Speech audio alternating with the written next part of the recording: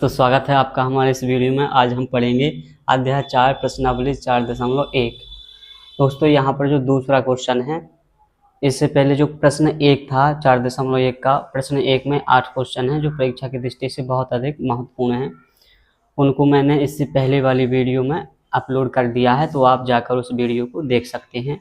तो चलिए शुरू करते हैं वीडियो। तो हमारा पहला प्रश्न है, निम्न स्थितियों को द्विघात समीकरण के रूप में व्यक्त कीजिए। यानी कि इस जो दूसरे प्रश्न में जितने भी क्वेश्चन होंगे उनको हमें जो समीकरण के रूप में केवल बदलना है, उनको सॉल्व नहीं करना है। यहाँ पर देखना है, पहला प्रश्न है हमारा, एक आयताकार भूखंड का क्षेत्रफल 528 वर्ग मीटर है। क्षेत्र की लंबाई मीटरों में चौड़ाई के दुगने से एक अधिक है। हमें भूखंड की लंबाई और चौड़ाई ज्ञात करनी है। तो दोस्तों चलिए इसको सॉल्व करते हैं। यहाँ पर पहले हमें भूखंड की लंबाई और चौड़ाई ज्ञात करनी है, जो हमें नहीं पता है। चलिए हम मान लेते हैं। यहाँ पर लिखा है क्षेत्र की लंबाई चौड़ाई के दुगने से एक अधिक है। दोस्तों यदि हमें चौड़ाई का पता चल जाए तो लंबाई का अपने आप पता चल जाएगा, क्योंकि जो लंबाई है वो चौड़ाई के दुगने से एक अधिक है। तो चौड़ाई हम मान लेते हैं। तो माना भूखंड की लंबाई, भूखंड की चौड़ाई x मीटर है, क्योंकि यहाँ पर मीटरों में लिखाना है अपन को। जैसे अपन को चौड़ाई पता चला तो यहाँ पर लिखा है क्षेत्र की लंबाई चौड़ाई के दुगने, तो यहाँ पर अपन लंबाई निकाल लेते हैं। तो इसकी लंबाई कितनी हो जाएगी? लंबाई है जो चौड़ाई के दुगने, चौड़ाई अपनी x है, चौड़ाई के दुगने यानी उसमें 2 का गुणा, दुगने से एक अधिक है तो इसमें 1 जोड़ देंगे, तो ये हमारी लंबाई हो गई। अब यहाँ पर हमको दिया है आयताकार भूखंड का क्षेत्रफल, तो हम यहाँ पर लिख देते हैं आयताकार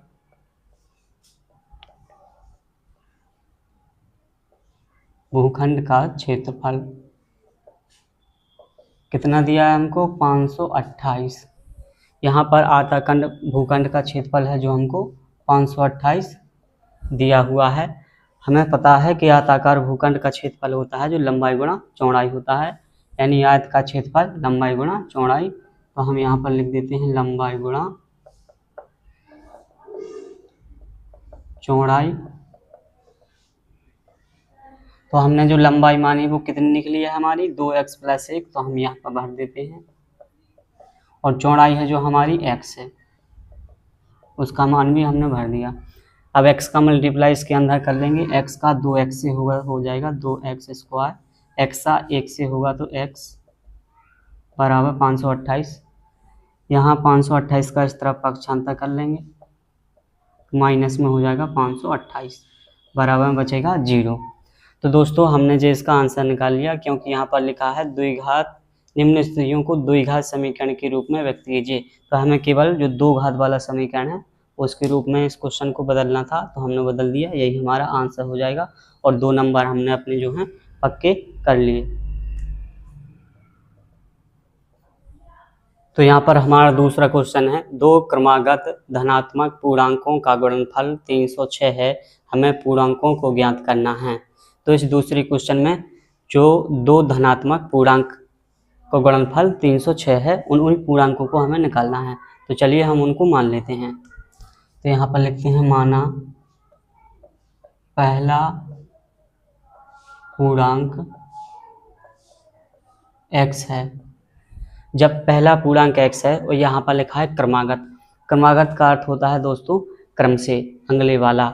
जैसे हमने यहाँ पर x की जगह पर मान लो 6 होता तो 6 के आगे आता 7, अगर यहाँ पर 9 होता तो 9 के आगे आता 10। तो 6 के क्रमागत आगे 7 होगा और 9 के क्रमागत 10 होगा। इसी तरह है, कैसे मिला जी हमें? जब हम 6 में 1 जोड़ेंगे तो 7 मिलेगा और 9 में 1 जोड़ेंगे तो 10 मिलेगा। तो x का क्रमागत हमें कैसे मिलेगा? जब x में हम 1 जोड़ देंगे तो हमें दूसरा पूर्णांक मिल जाएगा। तो यहाँ पर लिख देंगे हम दूसरा पूर्णांक x, इसमें 1 जोड़ेंगे तो अगला पूर्णांक मिल जाएगा, x + 1 है। तो दूसरा पूर्णांक हमारा कौन हो गया? x + 1। अब यहाँ पर लिखा है 2 क्रमागत धनात्मक पूर्णांकों का गुणनफल 306 है, तो हम यहाँ पर लिख देते हैं 2 क्रमागत पूर्णांकों का गुणनफल बराबर 306। यहाँ पर हमें क्या दिया है, दो क्रमागत पूर्णांकों का गुणनफल 306। तो हमारे दो क्रमागत पूर्णांक जो हमने माने हैं वो कौन होंगे, एक x है, तो दोनों का हम गुणा कर देते हैं क्योंकि यहाँ पर लिखा है गुणनफल। तो एक x और दूसरा कौन है अपना x + 1, तो दोनों का गुणनफल बराबर कितना है, 306। अब x का इसके अंदर मल्टीप्लाई कर देंगे तो x का x से होगा x², x का 1 से होगा x बराबर 306।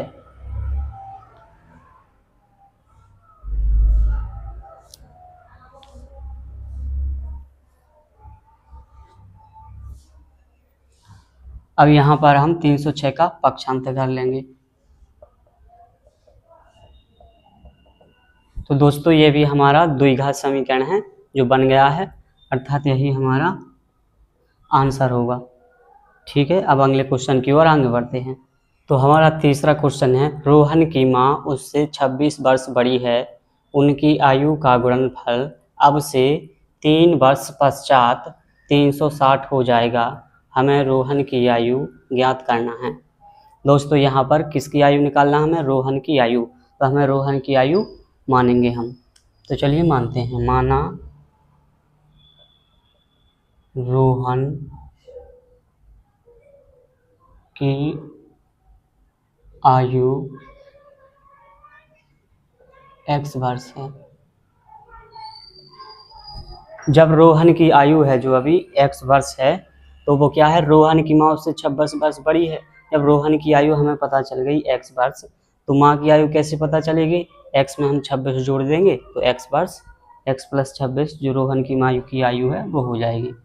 तो यहाँ पर लिखेंगे रोहन की माँ की आयु कितनी हो जाएगी, x + 26 वर्ष।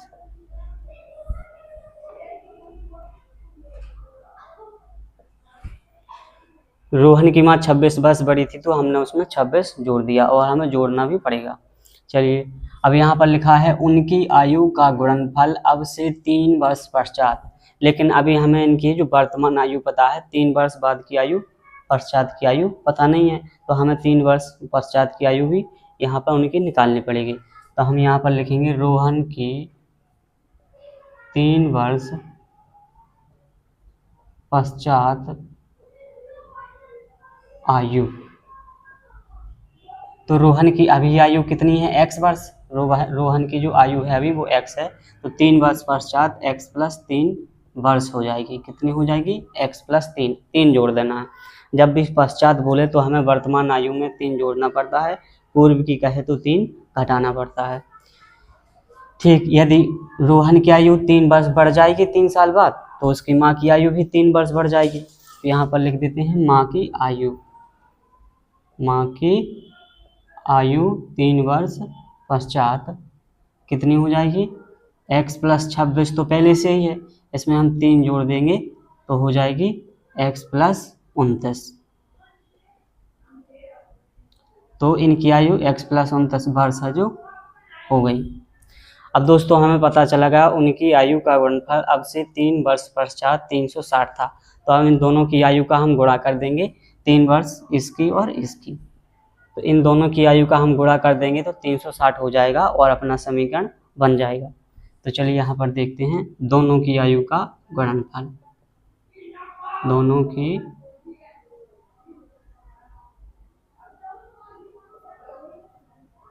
आयु का गुणनफल, दोनों की आयु का गुणनफल कैसे होगा, 3 वर्ष पश्चात रोहन की आयु x + 3 है, सॉरी यहाँ पर कितना दिया है हमको 360, तो यहाँ पर लिखेंगे हम 360।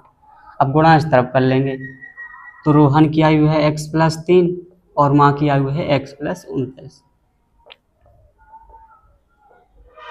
ठीक है, बस इसका मल्टीप्लाई, तो x का मल्टीप्लाई x से होगा तो हो जाएगा x², x का 29 से होगा 29x, 3 का x से होगा 3x, 3 का 29 से होगा तो हो जाएगा 87।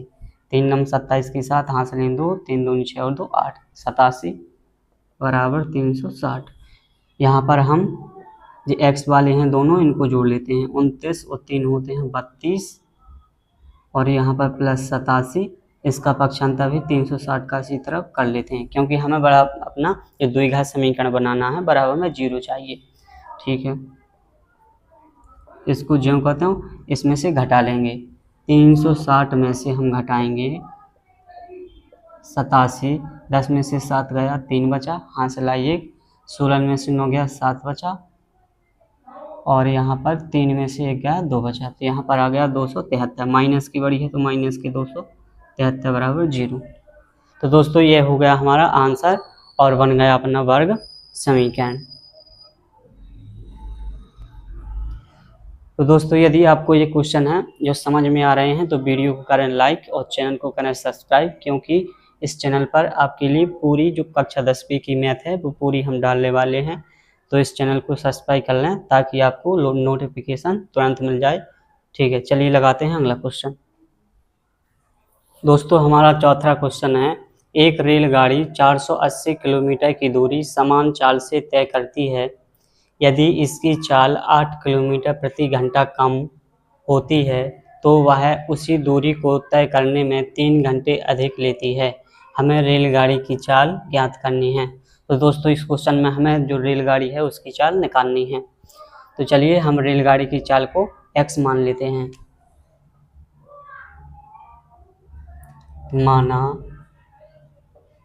रेलगाड़ी की चाल x किलोमीटर प्रति घंटा है। चाल को किलोमीटर प्रति घंटा की स्पीड में ही मापा जाता है। तो चलिए अब हमें रेलगाड़ी की चाल पता चल गई और दूरी कितनी दी गई है। रेलगाड़ी 480 किलोमीटर की दूरी समान चाल से तय करती है। तो दूरी हमें कितनी दी है, 480 किलोमीटर। तो दूरी हमें 480 किलोमीटर दी गई है। यहाँ पर हम लिख सकते हैं तय की गई दूरी। तय की गई दूरी यानी कि रेलगाड़ी कितनी दूरी तय करती है, 480 किलोमीटर। तो तय की गई दूरी 480 किलोमीटर है। अब यहाँ पर लिखा है दोस्तों, तो वह दूरी को तय करने में 3 घंटे अधिक लेती है। अधिक या कम, दोस्तों हमें कैसे पता चलेगा अधिक या कम। जब हम अधिक जो स्पीड है, जो समय है, जब हम अधिक समय में से कम समय को घटा देंगे तो हमें 3 घंटे का फर्क मिल जाएगा। इसलिए हमें यहाँ पर समय का जो कॉम्बिनेशन है वो बनाना पड़ेगा। तो चलिए हम लिखते हैं। तो यहाँ पर समय बराबर क्या होता है, दूरी बटा चाल। तो दूरी हमारी रेलगाड़ी है वो कितनी दूरी करती है, 480 किलोमीटर की। तो हम यहाँ पर लिख देंगे 480, और चाल के कितनी की चाल से चलती है, x किलोमीटर प्रति घंटे की चाल से। तो यहाँ पर जो समय आ गया, तो समय है 480 बटा x घंटे, यानी कि जब वो 480 किलोमीटर x किलोमीटर प्रति घंटा की स्पीड से रेलगाड़ी जाएगी और 480 किलोमीटर की दूरी को 480 बटा x घंटे में पूरी कर लेगी। अब ठीक इसी तरह हम अगला क्वेश्चन यहाँ पर पढ़ते हैं। यदि इसकी चाल 8 किलोमीटर कम होती तो नई चाल कितनी होगी। दोस्तों यहाँ पर देखिए, नई चाल क्या होगी, पहले चाल थी x, अब यहाँ पर 8 किलोमीटर हो गई कम, तो इसमें से हम 8 घटा देंगे। तो नई चाल क्या हो गई, x माइनस 8 किलोमीटर प्रति घंटा। तो नई चाल हो गई जी। और जो दूरी है वो तो नियत है, यहाँ पर लिखा है ना, तय की गई समान चाल से तय करती है। तो दूरी तो नियत है, तो दूरी बराबर हमको कितना दिया है, 480 है। तो यहाँ पर समय कितना लगेगा, समय बराबर होता है दूरी बटा चाल। तो यहाँ पर दूरी 480 ही है। चाल कितनी है यहाँ पर, अब चाल हो गई है x माइनस 8। तो समय कितना लगेगा, 480 बटा x माइनस 8 घंटे। तो दोस्तों यह हमने समय का फॉर्मूला क्यों लगाया, क्योंकि यहाँ पर समय हमको दिया था, तो समय का कॉम्बिनेशन बना के हम क्वेश्चन को सॉल्व कर लेंगे, इसलिए हमने समय बराबर यह फॉर्मूला लगाया।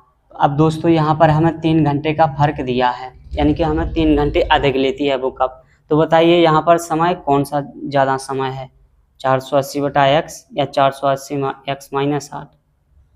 आपको लग रहा है जे अधिक है, लेकिन वास्तव में अधिक समय है जे, यानी अधिक समय वो इसमें लेगी, क्योंकि इसमें जो स्पीड है जो x-8 यानी स्पीड पहले x थी, अब 8 और घट गई है, तो दूरी उतनी है लेकिन स्पीड इसकी कम हो गई है, तो इसमें समय कैसा लगेगा, ज़्यादा।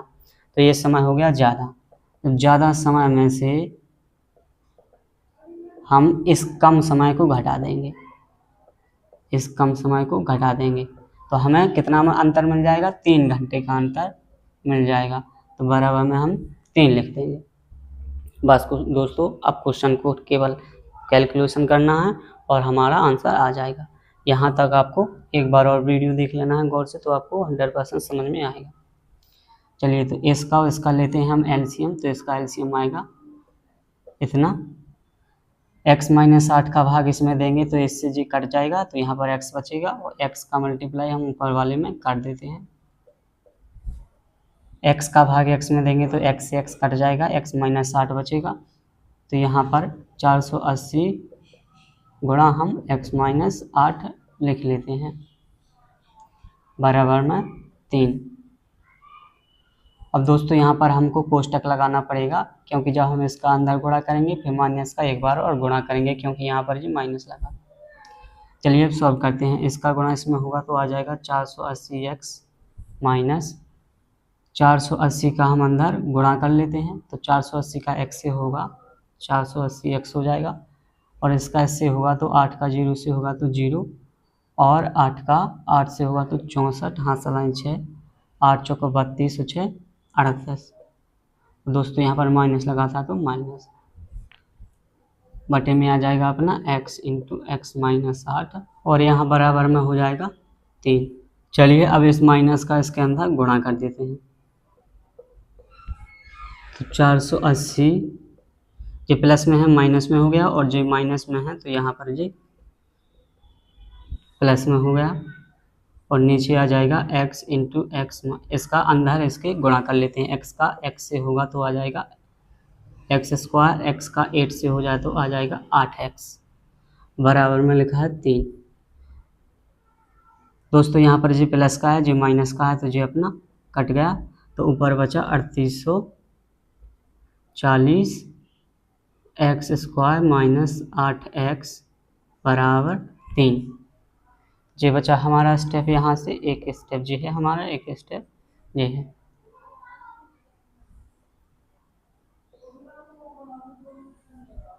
अब दोस्तों इसके बटे में हम 1 कर लेंगे और तिर्यक गुणा कर लेंगे, इसका इससे और इसका इससे, तो 1 का इस ऊपर वाले से होगा, कुछ फर्क नहीं पड़ेगा, तो यहाँ पर लिख देते हैं हम 3840, और 3 का इससे होगा तो हम इससे कर लेते हैं x² माइनस 8x, यहाँ पर लिखेंगे हम 3840 बराबर 3 का अंदर करेंगे तो 3x², 3 का 8 से करेंगे 3 8 24x। अब दोस्तों 3840 का हम इस तरफ पक्षांतर कर लेते हैं, तो जो प्लस में है तो माइनस में हो जाएगा, जी वाला जो करते हो इसका करेंगे तो माइनस में 3840 हो जाएगा, बराबर में 0 बचेगा।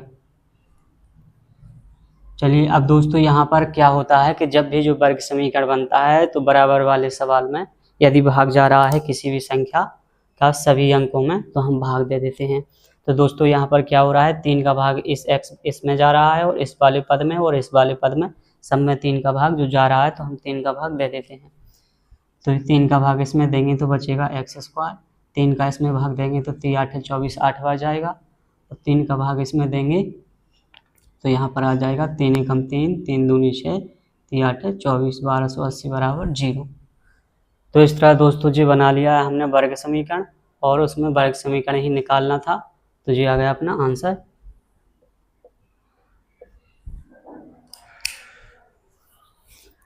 तो दोस्तों इस तरह हमने प्रश्नावली के जो सारे क्वेश्चन हैं उनको सॉल्व कर लिया है। कल अपनी जो अगली क्लास होगी वो 4.2 पे होगी, तो इस क्वेश्चन को आप 1-2 बार देख लेना, आपको ये 100% समझ में आएगा दोस्तों। और ये परीक्षा में पिछली बार आ भी चुका है, 2025 की परीक्षा में, 2026 की परीक्षा में आ भी चुका है, 2027 में भी इसके आने की संभावना है, लेकिन आता है दोस्तों 2 नंबर में, त्रैमासिक या अर्धवार्षिक में आ सकता है। ठीक है दोस्तों, तो अपना ख्याल रखें, धन्यवाद।